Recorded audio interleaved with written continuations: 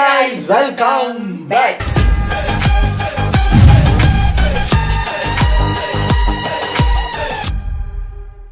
இன்னைக்கு நம்ம ஒரு படத்தோட ட்ரெய்லருக்கு தான் ரியாக்ஷனை போட போகிறோம். அதாவது ஜனநாயகன் ட்ரெய்லர் பார்த்தோம். அப்போ அதோட சேர்ந்து அடுத்த என்ன படம் வரும்? பராசக்தி தான். பராசக்தியோட அஃபிஷியல் ட்ரெய்லர் வந்திருக்கு. அதுக்கு தான் நம்ம ஒரு ரியாக்ஷனை போட போகிறோம். ஸோ பராசக்தியோட ஆடியோ லான்ச் நடந்துச்சுல்ல, அதில் நம்ம சிவகார்த்திகேயன் சரண்டர் ஐயா சொல்லிட்டாரு, பாருங்க மக்களே, இது வந்து கிளாஸும் கிடையாது, ப்ளூஸும் கிடையாது, இது ஒரு அண்ணன் தம்பியோட பொங்கல். நீங்க போய் அண்ணனோட படம் பாருங்க, அதுக்கு அடுத்த நாள் மிச்ச காசை வச்சு தம்பியோட படத்தை பாருங்க, எல்லாரும் படமும் ஓடட்டும் அப்படின்னு சரண்டர் ஆயிட்டாரு. ஏன்னா அவருக்கு தெரியும், இங்க நம்ம வீராப்பா பேசியெல்லாம் ஒன்றும் பண்ண முடியாது.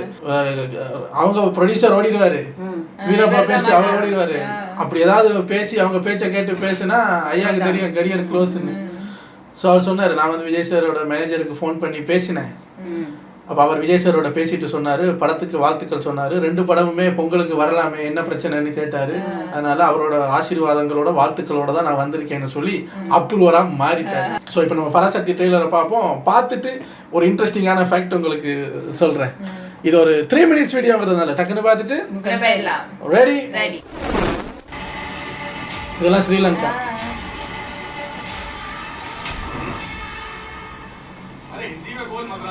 मद्रासी दिल्ली आता, मद्रासी हिंदी बोला, हिंदी कर मद्रा आता, हिंदी कर तमिल बोला. இதெல்லாம் நம்ம ஊரு. ரசம் சோறலாம் சாப்பிட மாட்டீங்களோ? வாரதோறும் வீட்டுக்கு வந்து பாரு. எதுக்கு? கேள்வி கூட ரசம் சோறு கட்டிக்குவா. அண்ணன் தம்பியா? நமஸ்காரம். வீரபாலது தண்டம். வணக்கம். காலை செய்தி. நாடெங்கும் அனைத்து மாநிலங்களிலும் இந்தியை அதிகாரப்பூர்வமாக ஆட்சி மொழியாக்கும் சட்டம் இயற்றப்பட உள்ளது. 8ஆம் கிளாஸ் படிச்ச என்ன படிக்காத தற்கூரி ஆகிட்டாங்க. அப்போ அவங்க பேர் இருக்காங்க. இந்திய தெரியுற மத்திய சர்க்கார் கடிமை வேலை பார்த்து நல்லா சம்பாதிக்கிறாங்க. இந்த வீட்டு குலசாமிடாவே. எனக்கு ஹிந்தி சொல்லி கொடு. இப்படி அழுக்க மூட்டையா வந்தா மண்டையில எப்படி ஏறும்? சுத்த பத்தமா வா. ஓயா. நானா போக மாட்டேன். ஓகே. யார பொறுக்கீங்க? யாரி பொறுக்கி? அண்ணா பெரியார் கிட்ட விழுவாங்க. நீ இந்த புள்ள கிட்ட அடி வாங்கி ஹிந்தி கத்திட்டு குழப்பம் நடத்துவாடா. நீ சொல்லு. ஓ ஏ மூர்க்க. கெமிஸ்ட்ரி படிச்சவங்க உருவாக்கின நெருப்பு வேகமா எரியும்.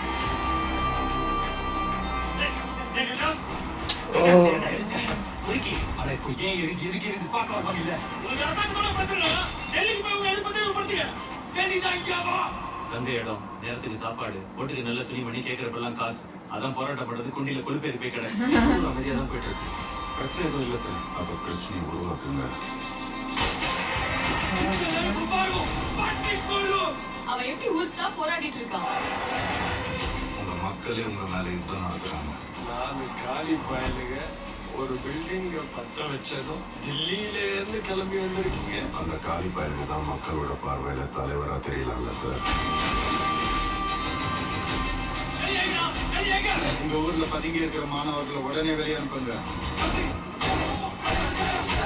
1 கோடி பேருக்கு கேட்கிற மாதிரி சொல்லுவோம். சத்தம் கேட்டு அவனே வருவான்.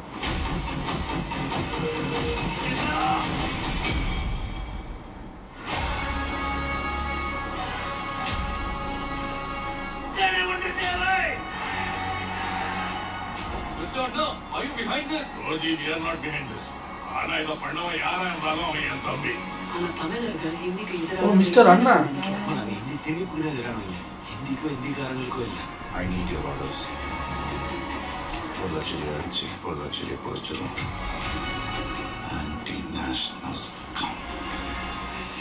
செந்தமிழை காக்க பெரும் சேனை ஒன்று உண்டு.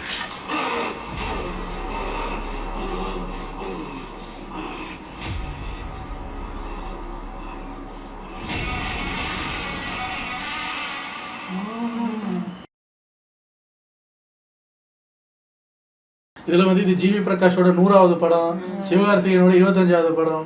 எனக்கு தெரிஞ்சு அந்த ஒரு ஒரு மைல்கல் இல்லை, ஒரு ஆக்டரோட என்னோட 25வது படம் 50வது படங்கிற மாதிரி சிவகார்த்திகேயன் 25வது படம் ஹிட் அடிக்கும்னு நினைக்கிறேன். ஏன்னா நல்ல வேளை இவங்க ஜனநாயகனோட சேர்ந்து வராதது. அட்லீஸ்ட் ஒரு நாள் தள்ளி வர்றது இவங்களுக்கு நல்லது. இவங்க இப்ப 10ஆம் தேதி வர்றாங்க. ஸோ ஏன்னா கன்ஃபார்ம் என்ன நல்ல படம் வந்தாலும் அது க்ரௌட் புல்லர் வந்து அங்கே போயிடும். ஸோ முதல் நாள் ஃபுல்லாக அதெல்லாம் பார்த்து முடிச்சதுக்கப்புறம் அந்த முதல் நாள் படம் பார்த்த அவ்வளோ க்ரௌடும் அடுத்த நாள் என்ன பண்ணலான்னு யோசிக்கும் போது அப்போ பராசக்திக்கு வருவாங்க. நீங்கள் ஒரே நாளில் வச்சிங்கன்னா அதுக்கு டிக்கெட் கிடைக்காதவங்க யாராவது வந்தால் தான் உண்டு. பட் டு பி ஃப்ரேங்க் நல்லா இருக்கு. எனக்கு தெரிஞ்சு படம் ஹிட் அடிக்கும்னு நினைக்கிறேன். ஏன்னா ஸ்டோரி வைஸ் சரியான ஸ்ட்ராங்கா இருக்கு. மேக்கிங் அதகலம் பண்ணி வச்சிருக்காங்க. இதுல ஃபுல்லாவே ஸ்ரீலங்காலயே அப்படி இல்ல. ஃபுல்லா ஸ்ரீலங்கா கிடையாது. அந்த அந்த அந்த புகை போடுற ட்ரெயின் இருக்குல்ல, அது 1-2 இப்போ ஊர்ல தான் கிடக்கு. அந்த பழைய ட்ரெயின், வெள்ளக்காரன் விட்டு போன பழைய ட்ரெயின் இன்னும் ஊர்ல தான் சுத்திட்டு இருக்கு. ஸோ அந்த 1964 மாதிரி காட்டணும், பழைய ட்ரெயின் வேணுங்கிறதுனால அவங்க அங்கேயே போயிட்டாங்க. அப்புறம் அந்த மதுரை அப்படின்னு சொல்லி அந்த ஒரு போர்டு போட்டாங்கல்ல, ஆக்சுவலி அது மதுரை கிடையாது. நாங்கள் அந்த ஷூட்டிங் ஸ்பாட் லொகேஷன் டிக்டாக்ல போட்டுட்டு இருந்தாங்க.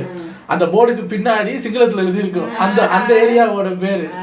கொஞ்சம் அதுக்கு மட்டும் பெயிண்ட் அடிச்சு மதுரை அப்படின்னு போட்டு அப்படி அங்கங்கே சீட் பண்ணி தான் எடுத்திருக்காங்க. ஸோ இது வழியா ஸ்ரீலங்காவை பார்க்க நல்லா தான் இருக்கு. அவரும் அவரோட தம்பியும் பட்டியை தூக்கிட்டு படியில இருந்து இறங்கி வருவாங்கல்ல, அதெல்லாம் எங்க ஊரு பழைய ரயில்வே ஸ்டேஷன் தான். அப்ப நம்ம ஊர் இன்னும் 1960ஸ்ல இருக்கு. இன்னமும் அது இருக்கு தானே, வேலை செய்யறது வேற. அந்த லுக் பாத்தீங்கன்னா இன்னும் 1960லே அந்த ஸ்டேஷன்ஸ் எல்லாம் அப்படியே நின்றுச்சு. கோல்டு மறக்க கூடாது வச்சிருக்காங்க. இல்ல ஆனா நல்லா இருக்கு. இதுல ஜெயம் ரவிக்கு ஒரு நல்ல ரோல் எழுதியிருக்காங்க. அந்த ஒரு ஒரு ஹீரோவா ஒரு பாசிட்டிவ் கேரக்டர்ல ஆல் டைம் பார்த்த ஒருத்தர் எப்படி வில்லன் ரோலுக்கு இறங்கி வந்து ஒத்துக்கிட்டாருன்னு தான் டவுட்டா இருக்கு. அவர் வந்து தமிழ வெறுக்கிறாருன்னு சொல்லி இந்த ஹிந்தியை உள்ள கொண்டு வர்றதுக்கான ஒரு இது. எனக்கு டக்குன்னு அவர் அந்த கேரக்டர், அந்த ஹேர் ஸ்டைல், அவர் யூஸ் பண்ற அந்த கண்ணெல்லாம் பார்க்கும்போது 24 படத்தோட வில்லன் இருப்பார்ல சூர்யா, ஆத்ரேயான், அது ஞாபகத்துக்கு வந்து போச்சு. அந்த அந்த ஆத்ரேயாவோட யங் கெட்டப்பு ஏன் ஞாபகம் வந்துச்சுன்னு தெரியல. ஆனால் நல்லா இருக்கு, ரொம்ப நல்லா இருக்கு.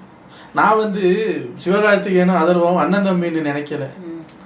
3 வேற கதை ஒரு பாயிண்ட்ல வந்து ஜாயிண்ட் ஆகுங்கிற மாதிரி நினைச்சிட்டேன். இவங்க கதை ஒரு அளவுக்கு நமக்கு புரியுது.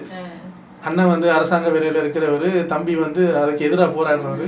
ஒரு கட்டத்துக்கு மேலே அவர் போராட்டத்தில் இறங்குறாரு. மேபி தம்பிக்கு எது நடந்துருமா என்னன்னு தெரியல.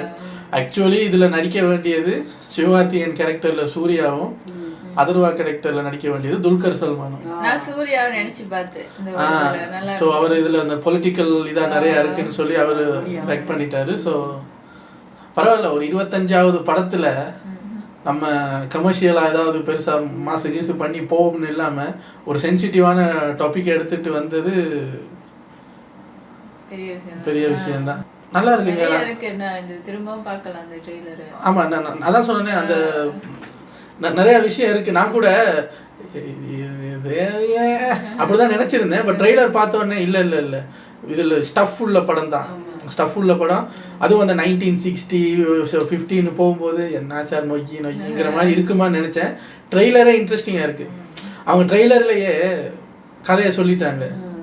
பட் அதுக்கு மேலே உள்ள ஏதாவது ப்ரெசென்ட் பண்ணியிருப்பாங்கன்னு நினைக்கிறேன். பட் நல்லா இருக்கு.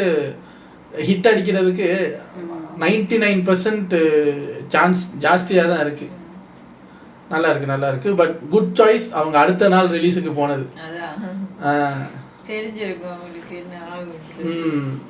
இல்லை, நான் எதுக்கு இது சொன்னேன்னா, நல்ல படம், நல்ல ஸ்டஃப் இருக்கிற படம்.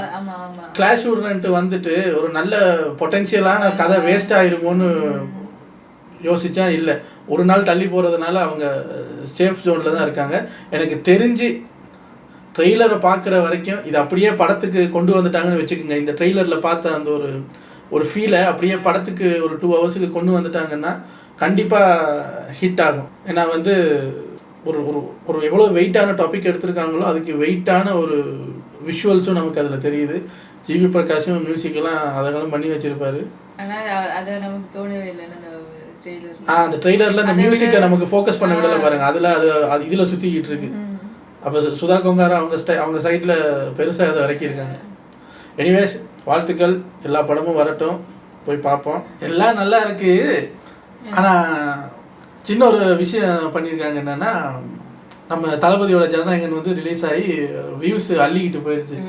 கிட்டத்தட்ட 30 மில்லியனா 32 மில்லியன் எவ்வளோக்கு போயிடுச்சு ஒரு ஷார்ட் பீரியட் ஆஃப் டைமில்.